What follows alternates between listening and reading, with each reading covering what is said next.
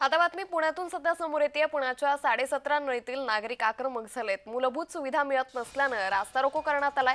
तर पुणे महापालिकेत 2017 साली समाविष्ट झालेल्या 17.5 नळी गावाला गेल्या 8 वर्षातही पिण्याचं पाणी, रस्ते, वीज आणि आरोग्य सेवा या मूलभूत सुविधा अद्याप मिळालेल्या नाहीत। या परिणामी ग्रामस्थांमध्ये तीव्र असंतोष निर्माण झालाय। प्रशासनाकडे वेळोवेळी निवेदन, तक्रारी करूनही कुठलीही ठोस पावलं उचलली नसल्यानं या वाढत्या असंतोषाच्या पार्श्वभूमीवर आज 17.5 नळी चौकात शांततेचं लक्षवेधी आंदोलन करण्यात आलं।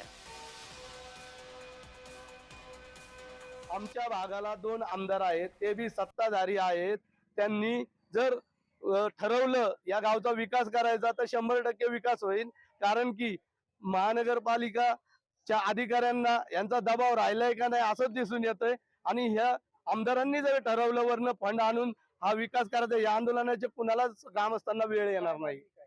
मागणी आमची प्रमुख आहे, रस्ते झाले पाहिजे, पिण्याचं पाणी टँकरने आणतो तर महानगरपालिकेने टँकर चालू केले पाहिजे।